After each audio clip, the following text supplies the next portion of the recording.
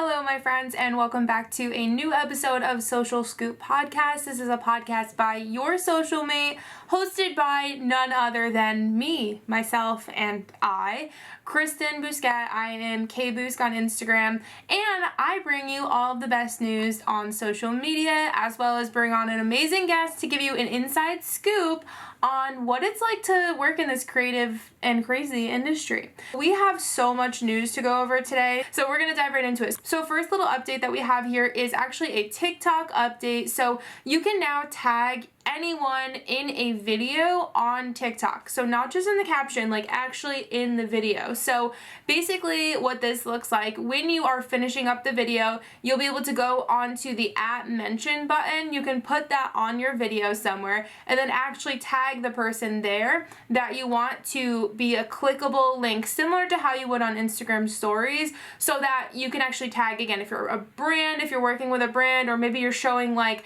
a haul of different products. You could show all of the brands tagged there, but essentially it's just a really cool way on the actual video, in case people aren't looking at the caption, to bring your followers or people watching your video to another account for whatever reason. Second is a really kind of small Instagram update here. So they're actually testing this right now. So it's not something that's available at this exact moment, but basically Instagram is testing a private user-created Reels playlist.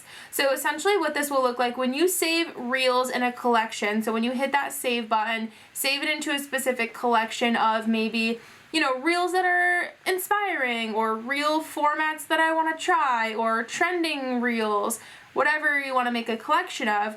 When you save reels in a collection, it will basically become a playlist in that saved folder. So you would click on that saved collection and it would look like reels, like you're swiping through all of them, but they're only the ones that you saved. I find myself using this for creating playlists of things that I want to try or that I'm inspired by, or even having maybe a collection of like fashion reels that I'm inspired by, another one of beauty reels that I'm inspired by, so that I can gather inspiration, so that when I'm ready to actually go ahead and record something, I have something to actually look at for some inspo. And this, I should mention as well, is a private playlist, so it does not get shown to all of your followers or anyone else except you. That is something only you'll be able to see. Instagram also this week officially launched the take a break feature to a giant group of people. Not every person has it at this exact moment, but basically what this will look like is you will be able to set a kind of take a break timer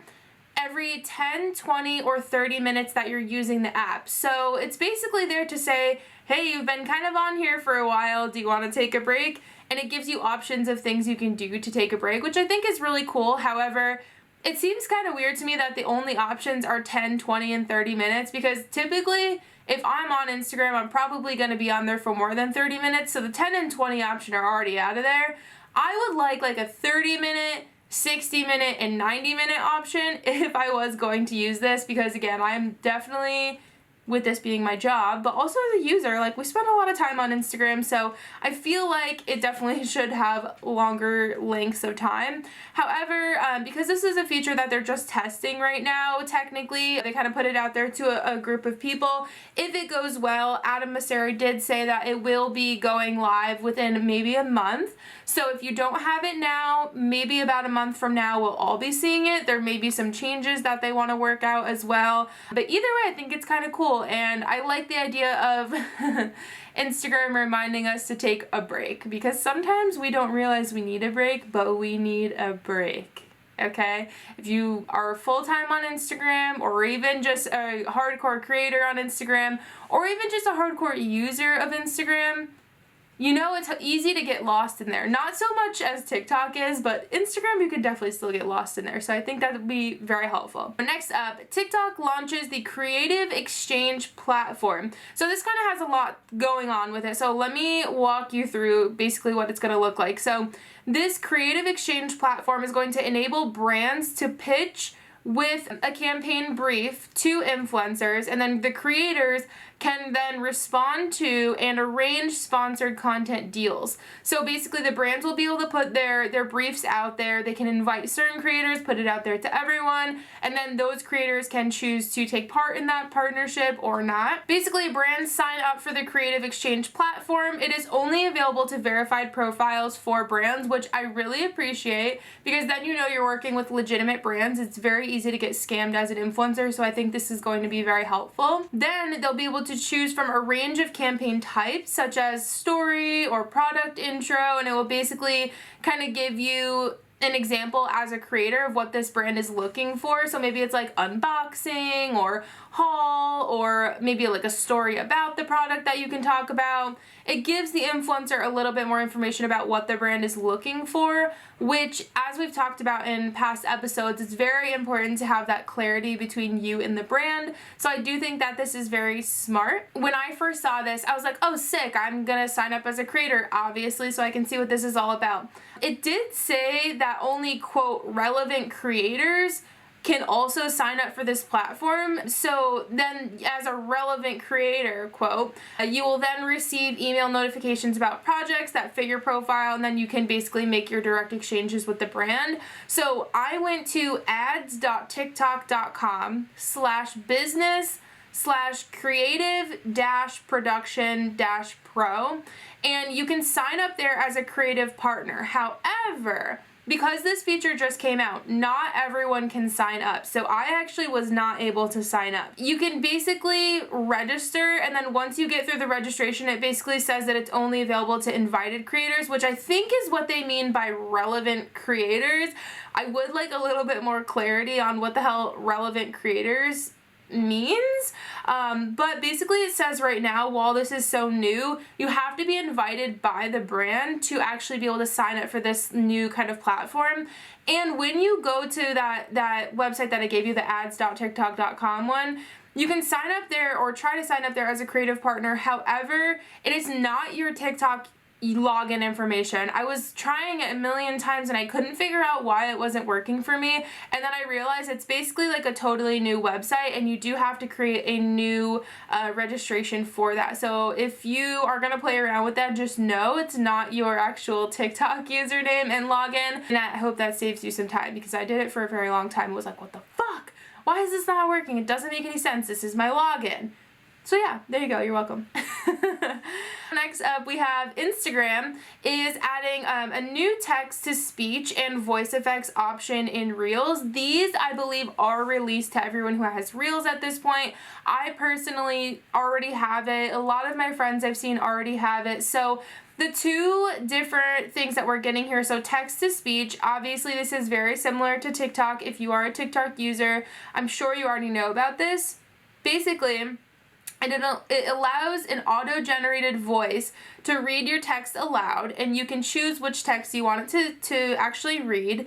And then basically there are multiple voices to choose from, which is different from TikTok, obviously. You can basically just tap the text and then you'll hit text-to-speech, very similar to how you would on TikTok. So that's something that's pretty cool. I feel like I actually use that feature on TikTok more than I ever really thought that I would. So I'm glad that this is coming to Instagram Reels, and if you don't have it yet, it's probably one of those updates that's gonna take a little while. We have to be patient with these things.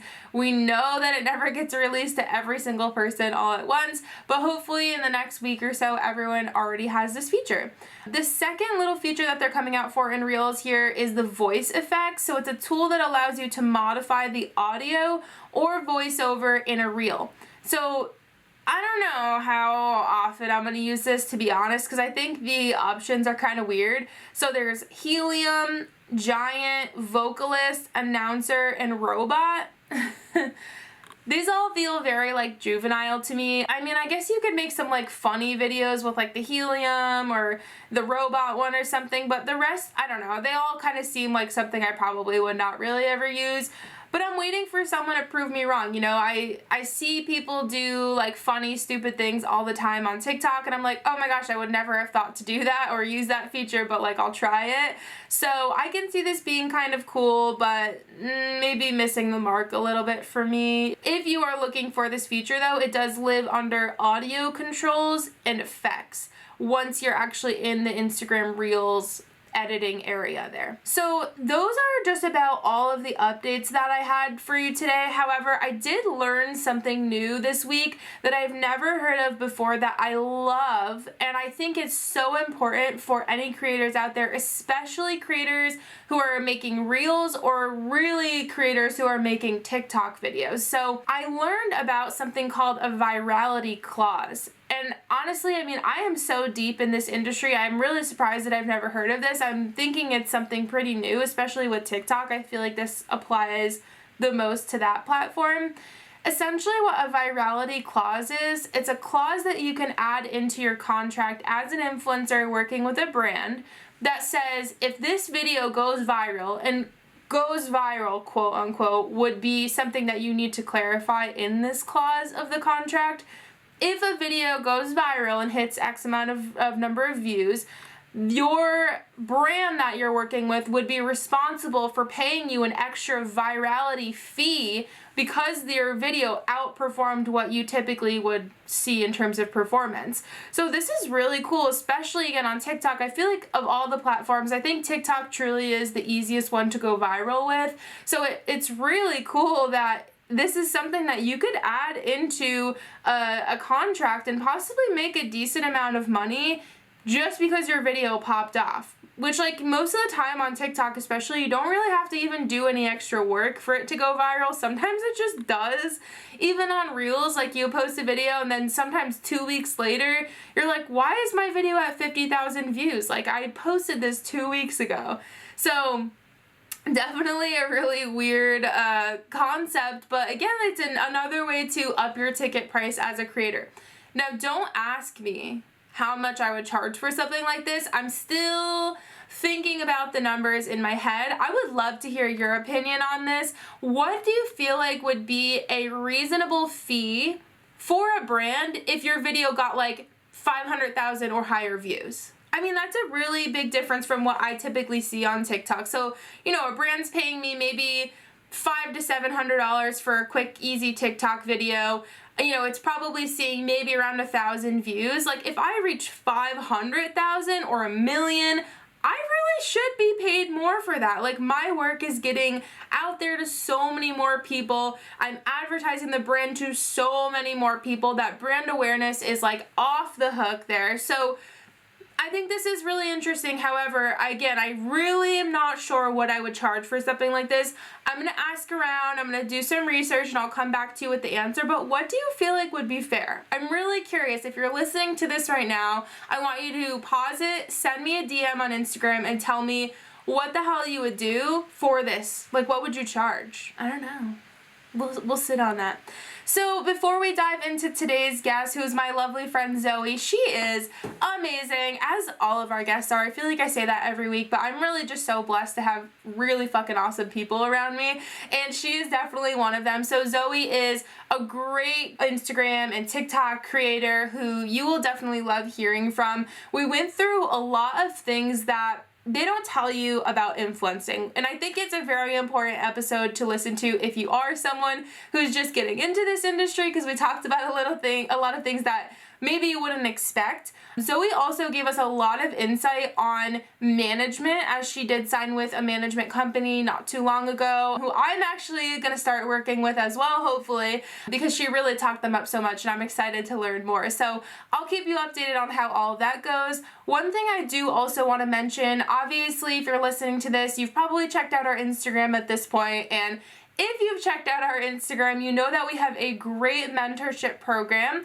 One thing I did want to mention about our Impact to Income mentorship program, if it's something you've been considering, from now until the end of the year, think really hard about it. And if you want to commit, you definitely should commit before the end of the year, because come January 1st, we are reformulating the entire program. It will be more expensive because we're adding a lot of really great things into the program. So that's definitely something to think about. But I did want to let you know, impact income students, potential students, if you're thinking about it, from now until December 31st, commit. It is a time to commit because the price is definitely going up. So without further ado, I would love to introduce you to my lovely friend Zoe, and I hope you guys enjoy the rest of this episode. So we are here today with my friend Zoe. I am so excited to have you on. Thank you for joining us. Of course, I'm so excited to chat. I feel like we have been Instagram friends for so long, and I'm just so excited to dive in. I know, it's so funny. That's actually been one of the coolest parts of this podcast, is like so many people that I've talked to for honestly like years at this point online. I'm just like, wow, I can finally actually have like a face-to-face conversation with you. So start off by just telling us a little bit about yourself. For anyone who doesn't already follow you, give us the scoop on who you are and what you do. So I'm Zoe, Curves by Zoe. I market myself as your virtual BFF, your virtual curvy BFF. I started my page about 4 years ago, I can't remember, but I do all things creative content, lots of color, just like Kristen, and then just also catering to the plus size community and the inclusivity on that, and just learning to love my body on the internet, along with thousands of other friends. And that's been really unique. Yay, yes. And I feel like we met years ago at this point. It's been a long time. Yeah, I think we met maybe back in like probably 2019 at some point. But so I think it's been 4 years because I started in 2018, and then I started diving into the creativity in 2019. Okay. And that's when I found you. This whole community. Yeah, it's amazing. Okay, tell us like what made you actually start like your social media and start like quote taking it seriously, as everyone says. Like where did you even begin with that? Yeah, so this is always a tricky question for me. I definitely never pictured this for my life. I think we can all relate to that. Absolutely. But after high school, I felt so lost. I was in a long distance relationship. I wasn't going off to college myself, and many people around me were. So I felt lost. I felt like I didn't have a purpose. I was in pre-nursing school at our community college, but I just was drowning in it and not doing well. So I just felt like a failure in that aspect of what as well. And like I was on social media and just I was already following a ton of plus size bloggers, and that's really what inspired me. I'm like, I'm just gonna make an Instagram because I need to feel better about myself. I need to have a creative spark and let that out in some way. So I made an Instagram. So there's not like a huge process of why I did it, but I just needed something. And so I created an Instagram and just started. I kind of felt the same way when I started mine. Like I've had my Instagram since like literally 2012, but actually like, again, quote, taking it seriously, it's probably been about the same amount of time as you actually, but it was definitely one of those things where I was like, okay, I live in this small town. I don't feel like anyone here gets me because everyone is like, I don't know, like a nurse or like an accountant. Everyone like does all of this like very traditional kind of jobs. And I'm like you, I'm like, I need to do something creative and exciting. And that's when I started mine as well. So it's funny. I feel like a lot of people start their page like that. So you said you never thought that you would be here and this would like be your job. So tell us about like the timeline of like from when you started. When did you actually start making money? When did you realize like what you could be charging? Like how did that process all go for you? So, like I said, I started after I graduated, and I just really never thought that I would be here. Also, like, I think that I didn't necessarily come from a small town, but I just had this black and white vision on life and how it was going to turn out. I was going to become a nurse. I was going to travel with Walker, which is my boyfriend. And then that's what life was going to be like. And I just decided one day I wanted more. And I decided I made the page. And then I really, from 2018 to 2019, I started in about July. So there's like 6 months there. I was doing fashion-based blogging and just really pushing out links, pushing out outfits, very lifestyle-esque. But in 2019, I found this huge creative group community of Yeah, people.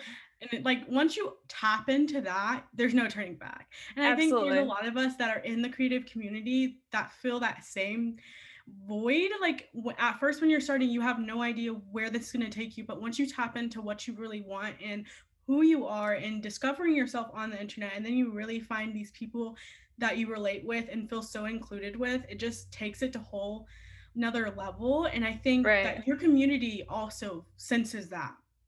So when you're being yourself and authentically being you, I think people just are attracted to that. So you continue Yeah. to grow and you just continue to grow. And, you know, they also love, the community loves seeing you grow on the internet, and you'll go through different phases. My content has definitely gone through different phases. I'm Oh sure you yeah. can relate.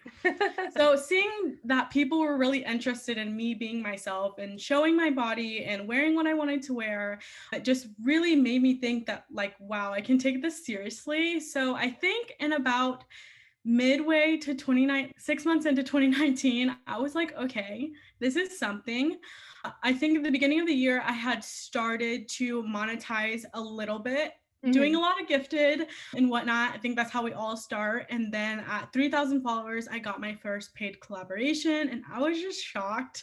So that's when it really was a turning point for me. And 2020 was a huge growth year for me, gained 10,000 followers in like a short amount of time, and then hit 20,000 in that same year.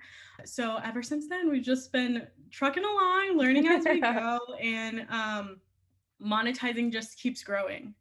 Definitely. Yeah, it sucks because 2020 was obviously a horrible year for so many things, but honestly, I think for creators it was literally the best situation we could have been in because everyone was home on their Mm, phones. And it sucks to like have so much good come out of like that horrible situation because I yeah. would never wish that it would happen again, but also like I miss how engaged my audience was and how good everything was going on my, Instagram and Yeah. TikTok and everything last year. So thinking about that, how do you feel about Instagram and TikTok now versus before? I know we've talked about this Yeah. on the side a few times, but like curious to hear your response here. Yeah, so like you said, it just there's this awful feeling because 2020 was such a great growth year for me. As a lot of us, it was really good. I had amazing partnerships. I was just growing tremendously. And everybody was down and it was a really bad year. There's a lot of things that happened, but there's a lot of good that came out of that. Right. I think my community was closer than ever. Like you said, we were just Exactly. so engaging, and I felt like such a close bond, and I thought it was just going to go up from there. But obviously, things start to dwindle down and everybody returned to their real life. And that has hit us hard, I think. And this is something that I think we tend to blame the algorithm on, which is the easiest thing to do. I do it too Yeah, because that's what we turn to. But it's truly the fact that our world is getting back to normal yep. and people aren't on their phones a lot more. We're traveling more, we're having gatherings. So that has a lot to do with it. And then also, some part of is the algorithm. Instagram does have all of these changes, which in 2021 alone, you have seen just the rapid downfall of engagement, and Honestly. not just on Instagram but on TikTok as well. And I think that comes with that being a new app in 2020. You were able to skyrocket and grow so easily, but as they adjust and make changes, it's going to get harder and harder.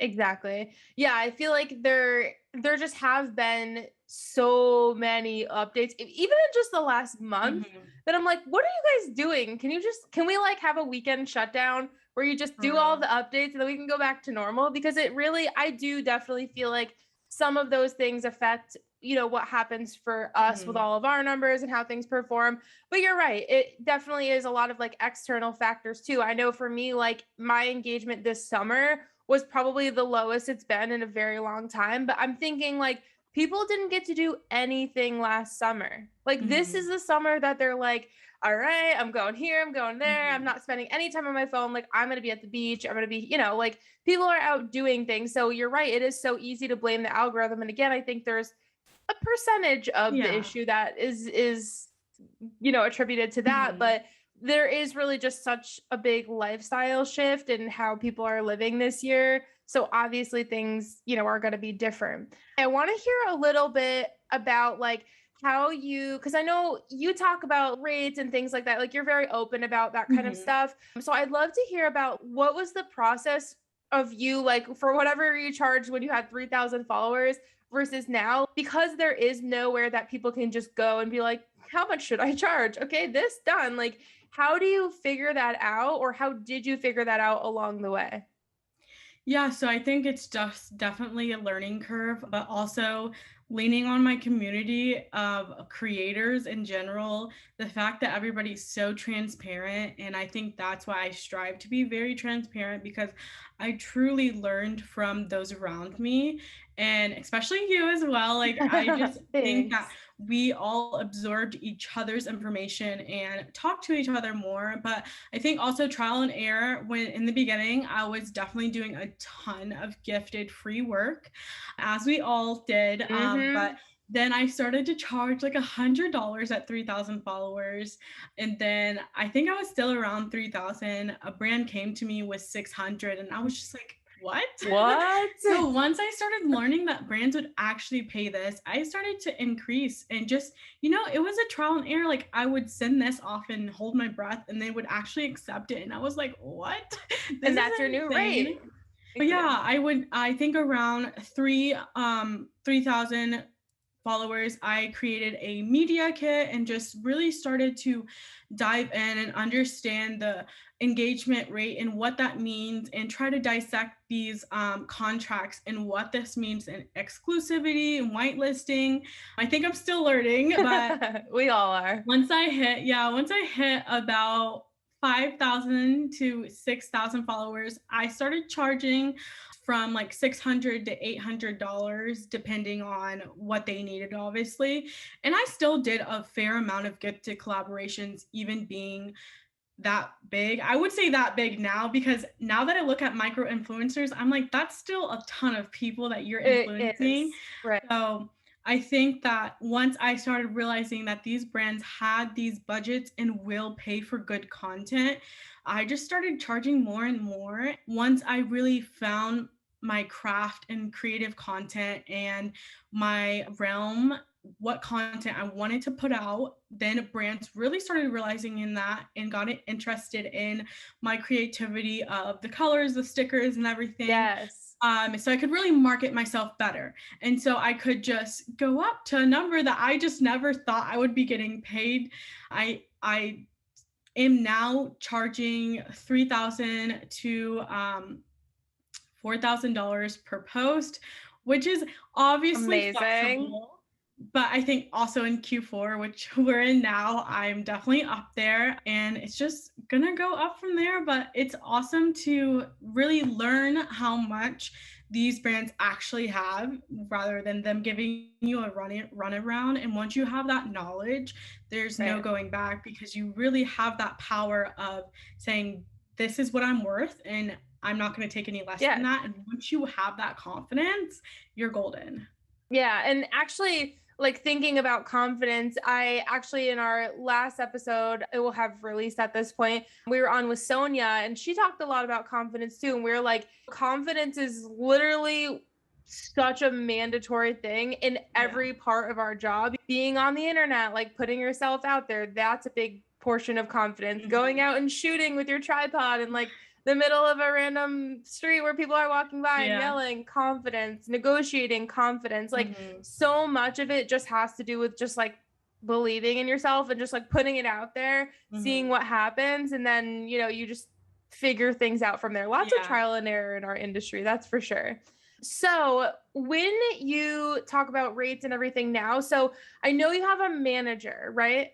Yes, I So just signed on with an agency, I think about 6 months ago. yeah, I was going to ask you about the experience. So, how did that come about? Like, how did you start working with an agency? How is it going? What is different from how you would normally do Mhm. things?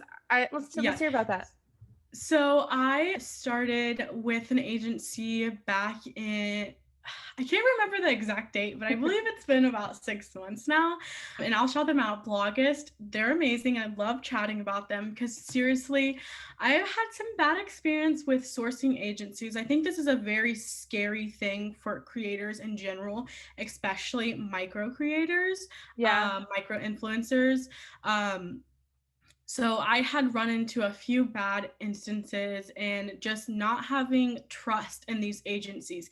And you're giving them so much power. So you want to be able to trust them. Bloggers reached out to me and we just had a lot of phone calls and I was just interviewing them. They were interviewing me. I had a bunch of friends that were also signed with them. So I talked in length with them about the agency. And they also, one thing that I really loved is that they have a wide variety of plus size influencers, which is something that I really looked for because I need them to have those contacts and Right. relationships with the plus size brands. We also cater to a different audience. And so that was a big factor and they really hit all the marks. I didn't want a commissions based, which I know some people are like, you shouldn't pay monthly. However, I ran the numbers back and forth and doing commissions with what I'm charging now would cost me so much more than paying monthly. And actually really because I pay them a monthly set fee, but it also increases based on how much my manager's working for me. So Okay. one factor with that is that I love that I can see how much everything has cost me. It's an itemized report, how much time she spent, and the fact that if she's working more hours, that means I'm getting more money. If she's Right. making these deals, then one deal will pay what I pay monthly, you know? And I think that's what I have to look at. And I know everybody else has different circumstances, but I have just fallen in love with my manager, such a Yeah, you're lighting queen. up. Yeah, no, seriously, it's been such an amazing, it's so different because I never thought that I would be with an agency right now. I just didn't see that, especially going full time. I went full time in May. I signed on, I believe, in March. I just think that with having them on my team, I have been able to pitch way more and been able to learn so much more from them. And like you asked, how different is it from me having doing a one-man show and then adding them on my team? It's been so different. Like you said, like we are everything. We're our managers, we're our Yep. photographers, we're our models and PR team and everything. So taking that on was really hard, also just in a pivotal time in my life. So having them on my side and developing this relationship with somebody that I really can trust and seeing their techniques versus mine has helped me not only gain knowledge, but then also understand more. And then to dive deeper into our different processes, they definitely source more than I used to source, and we are pitching a lot more. Obviously, there's a That's lot more great. time that goes into that. So I was not really pitching as much beforehand. I just didn't have the time or didn't make time, I guess you could say. Right. And it's just draining. It really I is. think you It's can very relate. tedious. Oh yeah. Yeah. So that's the main thing. And once you find somebody that you can really just create a bond with, I think that's going to take you further. Yeah, it sounds like you're having such a great experience, and I'm so happy for you because every time I've ever dealt with any sort of management or agency, I've had horrible experiences, which is why now I'm like, don't like if you're a management company and you slide into my DMs, I literally delete it at this point. I feel like I have PTSD. I Yeah. first worked with a manager who she was like again like a one woman show. And basically, what she had me do was I paid her monthly. So, like you said, a lot of management companies do commission based. So they'll get 20% of all your deals that come in or whatever. So Mhm. this situation, I paid her, I think I paid her like $750 a month. And she would send like 80 pitches or something like that, which, I'm like, okay, well, all I need to do is get one partnership and that will pay for that Yeah. monthly expense, no problem. And what ended up happening was this was right when COVID was starting. Mhm. So no brands knew what they were doing with their money. So Yeah. all of my pitches that she sent, I didn't get one deal from 80 pitches. And That's the I worst. think it was bad timing, but also I was Mhm. just like, maybe she's not reaching out to the right people. Like there's Mhm. so many other things that I she had worked with other friends of mine, so I trusted, but I should have definitely like looked into it a little bit more. So, and I had signed a contract for like 3 or 4 months. So I had to pay this $750 for month after month. Yeah. And I'm not kidding you. I got one partnership in 3 months and it did not even cover my 700 Wow. whatever dollar. Like horrible Mhm. experience. So that was really bad. And I used to have to be on her all the time about like, hey, like you're supposed to send out my pitches this week. Like it's Friday and you still haven't sent any out. It was a bad experience. So I definitely stopped doing that. And then eventually, I think it was last summer or maybe spring, we were here in Charlotte. So at some point around there, Mhm. I had done a trial with an agency, and a pretty big agency that I was really surprised that they had reached out to me. And I know actually a couple of my other friends, I feel like you may have actually talked with them as well. It was a company called Shine. Yeah, I was I gonna say, I did. feel like we had a conversation about this. It didn't end up working out. There was like no hard feelings or anything, but I didn't really realize how much, at least their agency in particular, I don't know if every single one is like this, but they didn't really like send cold pitches for me. It was more just Mhm. like if they had partnerships that their other influencers were working on that I might be a good fit for, they'd kind of be like, hey, we also have this influencer who would be a great fit, and try and kind of like add me on.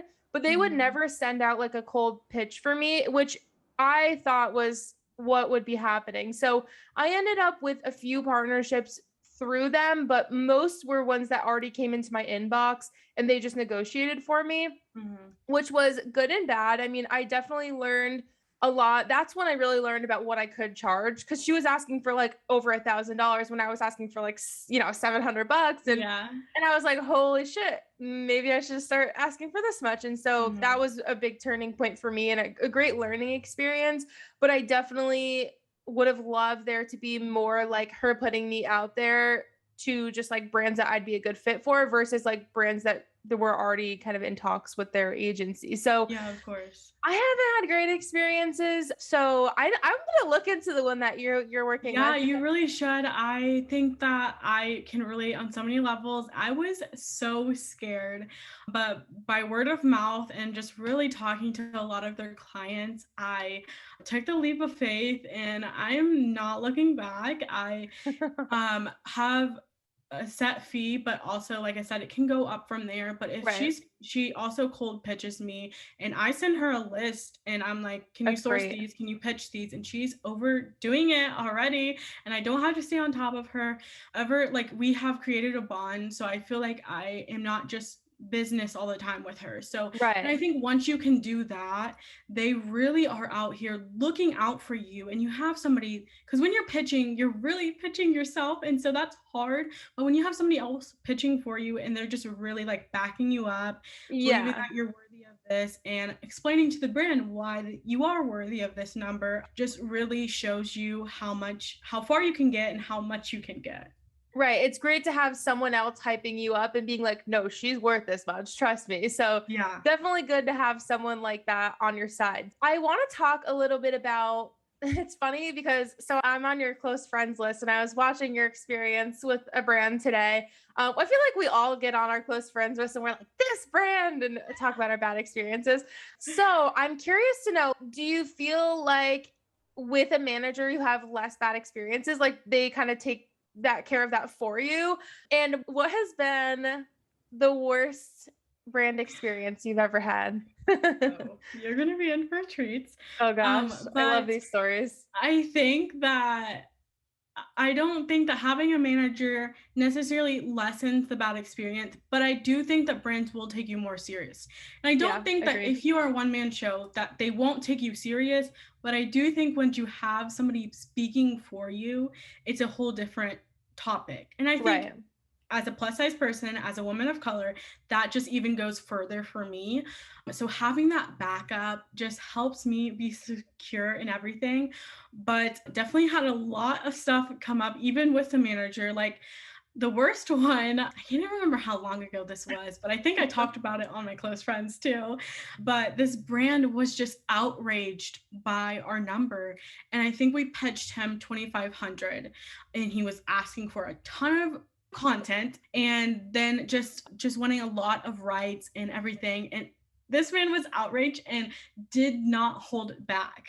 And he was just saying how ludicrous it was, how insulting it was that we pitched this number, and how Oh my I'm gosh. not worthy of this, and literally sharing this with me. I was CC'd on this along with my manager. I'm just like, dude, you know, you're talking to me and you're backing up a Oh, brand. How unprofessional is this? So needless to say, we didn't work with them, and I had already previously worked with them, and they paid me $1,000. So it's not like they didn't have so money. yeah, And I'm what? like, dude, I've grown tremendously. I'm Right. not doing this for the same price, and I'm not doing this for free. One thing that I really like with having a manager, she will not back down from these things. And just Good. like going in there confidently and standing up to a brand for your client and explaining why they're worthy of anything. I think that we tend to back down from that because it's hard. It's hard to explain and constantly fight for yourself, Right. constantly fight for your worth, because we know we're worthy of it, but also explaining that to somebody else is 10 times harder. Yeah, they're not in Um, it like we are. yeah, exactly. And I think that knowing that that still happens with a manager just goes to show how brands are still not understanding that really we are worth this, and them doing Magnitude. campaigns would be 10 times more expensive. Yeah.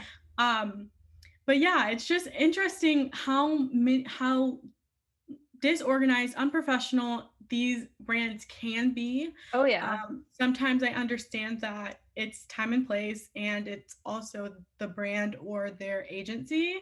Right. So I give everybody the benefit of the doubt, but I definitely don't think that with me having a manager, I've run into less of these problems. People, some brands are really, they just don't have a good grasp on it, maybe. Like, Mhm. I don't know exactly what it is. I know I had a bad experience, again, talked about it on my close friends. I was working with a brand through an agency, and they had originally requested we were doing 2 feed posts, 2 stories.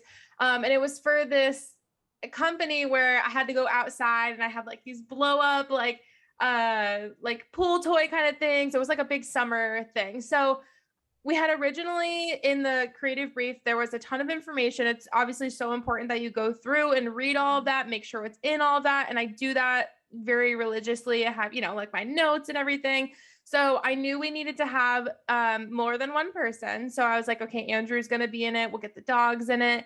And, like there were a couple other little, like we had to have, at least 3 pool toys in the photo. So I'm like, cool, I'm checking all these boxes. We go out and shoot it. It was such a hard shoot because we were using the tripod with the dogs and these pool toys. Like Mhm. it was very labor intensive. And so I sent them the content and they hated it. They were just like, this doesn't look like a party. Like, I'm like, what else could look like a party? We're literally like in our bathing suits yelling. We've got pool toys. There's foam everywhere. Like, and so And we're we're just in the like, middle of a pandemic. thank you. I was just like, well, that's what they originally said. They wanted more people. And I was like, well, I have 2 of us. It's more than one, Mhm. but I don't feel comfortable like having a whole party at my house. Again, we are in a literal worldwide pandemic. I'm not sure if you're aware. And so we had to reshoot the content. But I said to them, I followed every piece of this creative brief. So I am not reshooting this for free because I knew how annoying it was to shoot. And so, they gave me a bunch of shit for it. And eventually they said, okay, we'll pay you, whatever. Mhm. So, and I asked for like $800 to reshoot it because again, it was so annoying to Yeah. do. So annoying. So we reshoot it. And after I had originally sent them the first set of photos, they actually asked me to do 2 more posts. And I was like, wait, why you guys hate these photos? Why do you want Yeah. more from me? So for whatever reason, I think they knew that they made a mistake on their end and didn't have Mhm. things in the creative brief that they needed to. And Mhm. so, me following all of it, I did my job and I did a good job with the photos and everything. Once we were able to change it around, I did end up finally getting their approval for everything. It was a nightmare. Every minute of that partnership was a nightmare. They are not all good, that's for sure. Yeah. um, and it's so crazy because this was back in maybe, I think I sent them my invoice in May and I have still not been paid yet. And I have been on this agency's ass for months now, being like, hello, this was due September 19th. It is now November 4th. What are you doing? And they'll be like, oh yeah, the check sent out last week. You should get it. And then it will be like 3 weeks later, still haven't gotten the check. Like, such a nightmare. So actually it's supposed to hit my bank account today. So I'm very excited to see if it finally does, because I feel like I have earned every single penny of this paycheck and I'm going to literally get it cashed all in once and just throw it around at this point. I think that's the side that our community doesn't see, or even just the world, they don't see in influencers. The things we have to not necessarily deal with, but the things we go through and the hoops we have to jump through. And yes, we're worthy of these numbers, but also like, we will give you content, but why are you making us jump through all of these different Right. Why are you making our lives miserable? Yeah, it comes with time that you gain that confidence and you stand up for yourself. Because in the beginning, I would not charge her a reshoot fee. I would do anything they asked me to. And I think that we have to understand that our time is valuable. Our money is valuable because we're putting a lot into these shoots, and our content is very lucrative. So I think that they need to be paid. We need to be paid for every little thing that we have to do. And sometimes it's definitely hard to like really stand up for yourself and just ask for what you deserve. For instance, with my most recent debacle, and just really trying to navigate a partnership with a brand in general is really hard, and just staying on top of that. And like you said, with the money issue, that's like a huge thing. There's and I so think many thing things that nobody sees. Like, we aren't getting paid like instantly. And next 60, next 30, like, it's not fun. And even if that's only if you get paid on time. I was gonna say, and how often does that happen? Not that often, unfortunately, at least with the brands I'm working with for some reason. All of these things I feel like, again, like you said, they're things that people who are not in the industry don't see. And every time I'm sure this happens to you if you do any sort of whitelisted ads or anything, like the people that comment on whitelisted ads, I mean, especially on Facebook, the worst. They are so mean to people who like to influencers, you know, they're like, oh, like, you know, who even are you to be talking, or like get a real job and all of this stuff. But they don't see all of the things that we deal with. I mean, we just scratched the surface. If we don't wanted to do a whole episode on just the shit influencers deal with, I could do a few episodes on that. But it's crazy. Like, people don't see that, but they always have so much to say about like, oh, what do you just sit around and like, you know, try on clothes all day? Like, no. On Instagram. Yeah, exactly. Like, that is absolutely not what we do all day. No, it's insane. And just to think that people seriously in 2021 still think influencing is not a real job is insane. I don't think we're all millionaires, but we're definitely making 9-to-5 salaries, which is something I never thought would be possible.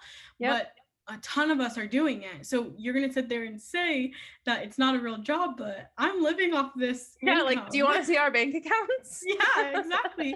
And I'm not like sitting here and saying that my job is the best thing in the world. Some days it's really hard. Like, we just talked about all of the negatives. And I mean, I still love it at the end of the day. And this community is the reason why I'm still showing up. That's the main portion. And I think that if there wasn't that, it would be the worst, because you have all this backlash. Especially, I think sometimes we get so comfortable in our own community because we know it's a safe place. But like you said, when we have whitelisting and it's shown to a different audience that we cannot control, it's like these trolls and mean comments, insane, and you're not taking it seriously, and you're not having a conversation anymore with your audience. You're just shown to so many different people that could care less about influencing. They don't think you're a real person. They think you're just, I don't know what they think you are actually, but they don't think you're a real person. So as a female who is part of the BIPOC and plus size community, you know, how has your influencing experience been different? I think that as somebody who is not white passing, but white passing, my experience hasn't been tremendously different. I think that there has been some things that have been hard to navigate being colored. And I think that even with brands, like, knowing that these brands and looking at their Instagrams when I'm sourcing brands to pitch and just seeing that there's no diversity. Obviously that shifted a lot in the last year, but just seeing that just makes me not want to work with them. And I think that makes my pitching list a lot smaller than what I would want Mm-hmm. it to be. And it's sad because you think that like by now it would be more diverse, but there's still so many brands that I would love to work with, but I'm going to Right. choose not to work with because they choose not to diversify. And that even goes into the plus size community, looking at these brands and seeing all of one size on their Instagram page. It's like, Yep. well, I'm not going to even waste my time sending a pitch because it's clearly not what they're looking for. Like my body type is not what they're looking for, so I'm not going to waste my time on that, nor Yeah, do I even want to work with them. So exactly. that's been the main thing. And then I think obviously 2020 was a really hard year to navigate. And I think that also came with a lot of growth because everybody was looking for and supporting Black creators. So I'm grateful for finding community that people who want to support Black creators, but it's also, would you be here if 2020 didn't happen? I You think about that question a lot. yourself so much. And I think even just being somebody who is half white and half Black, you question yourself even more. Like, am I worthy of these followers? Do I want these followers? Am I worthy of calling myself a Black woman? Like, all of these things come up, not only like on the internet, but in Right. real life, but even more so when you're on the internet and broadcasting it to the whole world. And just those waters were really hard to navigate for me. I'm really grateful for everything though, and I'm grateful for the community that I found and the plus size community as well as the people of colored community. I have very diversified content and my timeline is very diversified, and I take a lot of Right. pride in that. And it just makes you feel good knowing that you have people that want to support you. Yeah, definitely. I agree. And I mean, I'm not part of any different community. I'm like, I am white and I am a female and I guess my hair is pink. That's one thing that I could, like that You're they could pick me colorful. apart for. Yeah. I mean, some people have issues with it, Mhm. but for the most part, it's easy for me. And I think about all the time, like when I look at other brands that don't have any people of color, that, it's always like a skinny white girl.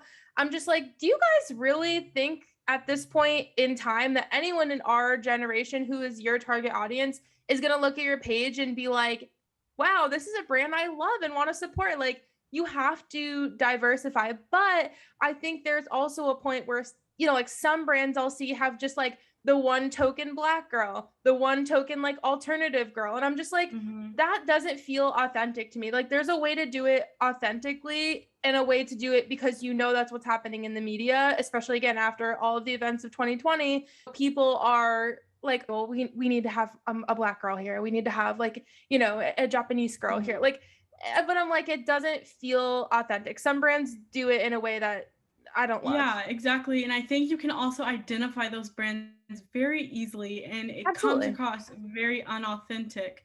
And I will point out the fact that like I've worked with some of these brands that I didn't step back and analyze these until after 2020. And I will admit to that. I didn't take that and it wasn't at the forefront of my mind. I think even navigating this as a newer creator and just taking on brands that you actually enjoy without analyzing it, seeing how diversified they are, seeing if they're inclusive and everything. And now there's such a long process of really wanting to work with a brand. And I think we're a lot more aware of that now.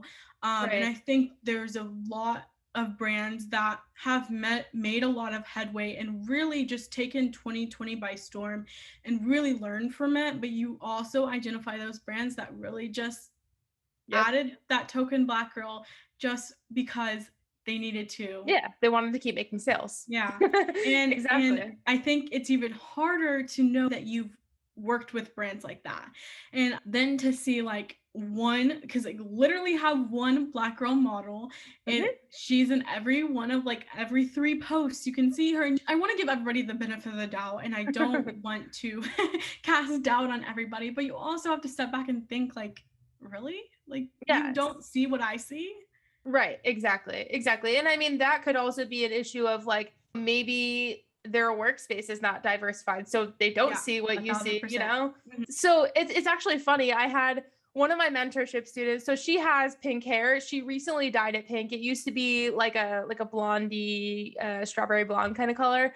And so she signed on for a partnership with this company that I think they make like t-shirts that have built-in bras kind of thing, whatever. They were like these cool t-shirts. And so she signed on with a brand to do a campaign, and she dyed her hair pink and shot the content. It was like beautiful, gorgeous content, perfect for this brand. And she sent it in for approval, and they literally messaged her back and were like, sorry, we don't want this content. We didn't know you dyed your hair pink. This is not our girl. That was the quote. This is not our girl. And I was like, you guys suck because she has pink hair. Because she has pink hair? What? That's insane. And that's just to scratch the surface of exactly what's out there. Yep. And that's really what's sad, because they didn't hold back. And it's not like they were just like, hey, this is not a great fit anymore. They literally pointed out her pink hair. And I don't know if that's better or worse, but it's still just so non-inclusive. Yeah. Right. Yeah. And that's, they were also a brand, because I remember being pissed off when she told me that, and I went and looked at their Instagram, and they were one of those brands where like they did one campaign shoot and there was like one black girl, and again, every few pictures you'd see the same girl in the same outfit, and you were like, okay, cool, so you've done one photo shoot that's not just skinny white girls. Good job. Like, you're not really making a difference here. So are there any upcoming projects or exciting things that you're working on right now? What can we expect from you in the next 6 to 12 months, let's say? I will say there are some things that I just really newly in the works of expanding my brand and really becoming a brand. I just got my LLC like a year ago. Yay! So I'm really navigating those waters, and I'm really excited to see how I can expand as a brand, make myself a brand. So there will be lots to come in the next year or so, but in the next 6 months, we have a lot of fun holiday content and just exploring like living on my own with the holidays. I just moved to Kansas, so exploring the holidays in a colder climate. Oh, yeah. Really fun. But yeah, I'm really excited to see what's on the horizon, and just really excited to be more open about expanding my brand in so many different ways. You've done a great job about that. Thank not you. Just having an Instagram as your income and whatnot, but like just diversifying and seriously making yourself a freaking brand and an empire. You. Oh, an empire. I love that. I hope that it's big enough that it feels like an empire one day. You'll get there. Yeah. That's the hope. All right. Awesome. So thank you so much for being here. I'm so happy we were able to finally like face to face, actually meet, because we've been friends for so long, and we talk about so much of this stuff all the time that I was like, you are the perfect person, because we have a very similar thought process about a lot of these things. So I appreciate you coming on. Thank you so much. It was so much fun, and I'm really glad that we had this conversation and got to meet face to face. Where can everyone find you on, TikTok, Instagram, everywhere? You can find me at Curse by Zoe on all platforms. Yay. All right. Well, thank you so much, and I will talk to you soon. Of course.